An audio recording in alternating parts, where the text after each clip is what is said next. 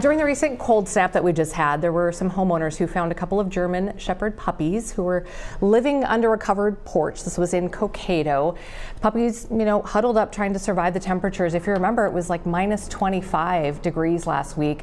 Well, animal rescue Ruff Start has rescued them, and they are now with fosters until they're adoptable. So we wanted to just check in today, see how everybody's doing. Kendra Plashko, Development Officer, Ruff Start Rescue. Thanks for being with us. And let's see, can you introduce us to the pups? Yes, so we have Delta here up front. She is the larger of the two, and then we have her sister Cleo here. So we've kind of got a little playpen set up, letting them explore, get comfortable, lots of treats. But they are doing wonderful and kind of getting the lay of the land here. Okay, so let's go back a little bit. How were they discovered? So in my town, in Cokato, there was a Facebook group page, your community page, and someone had posted, hey, we've got two pups that showed up. They're trying to, make house under our deck. And then there were comments and comments and comments saying, we saw these same puppies 5 days ago, 4 days ago, running along the highway. And they had finally kind of bedded down and sought shelter under this deck in Cokato. Okay, and then what condition were they in, kind of physically and behaviorally, when you guys found them? Very shut down, very scared. You can tell they've had very little human contact. This is a really big step for them, kind of exploring around me. They were, although they're very fluffy right now, they're skin and bones underneath that.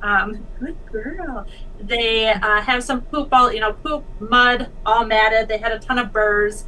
So you could tell they've been on the run for quite some time. And we're very hungry and very excited for some treats and some goodies to come on out. It's such extreme, temperatures and obviously conditions. How do you guys acclimate them? I imagine, slowly, but also, they're in need of some pretty urgent care. Yep, so that is actually a thing with extreme temps, both cold and hot. You do have to kind of slowly acclimate an animal because otherwise they can go into shock and actually into seizures as well. So we had all of our cars running and kept at a pretty neutral temp so that we could bring them in and adjust them from those extreme temperatures to kind of more of a controlled setting in the vehicles. And then even to their foster homes, we had them lower their temps a little bit as well, just to really help acclimate them.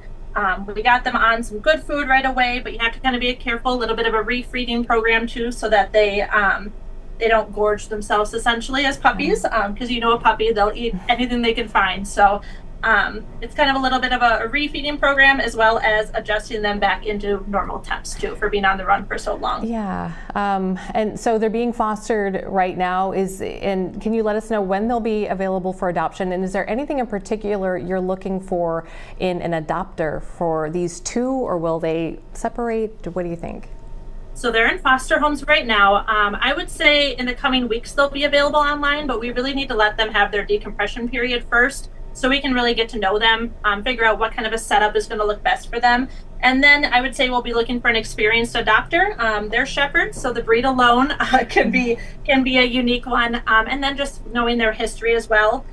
Just someone who's going to be ready to be patient and help them build their confidence and help them learn that humans are wonderful and that there are good ones out there and that they can learn to trust and kind of decompress. So they'll be with us for a good few weeks as we just get to know them, let them kind of take their guard down, and then we'll be looking for probably kind of an experienced adopter to help them continue to flourish and grow. Yeah, and I know there's obviously a lot you don't know just yet, but would it be, I guess, ideal for you guys to be able to keep them together, or won't it matter at some point? We'll allow them to stay together for a bit here, but they will probably be separated at some point just because there is this syndrome called littermate syndrome. It's very, very, can cause a lot of aggression between littermates. I know it's wonderful to see them right now, and we're so glad they had each other to keep company and seek warmth and whatnot, but as they grow, they do need to kind of learn their own independence. And that littermate syndrome it's a pretty studied occurrence between siblings. So they will be split at some point, but we will allow them to continue to kind of grow in their foster homes together. Okay. All right. Thank you so much for sharing their stories with us and for letting us just kind of watch them for a little bit. They are so sweet, and we're so glad that this had such a good ending and a good reminder for the importance of the fosters too, in addition to the adopters. So appreciate your time, Kendra. Thank you. Thanks, pups. Good luck. Yes, thank Good luck, you guys. buddies. Okay, take care.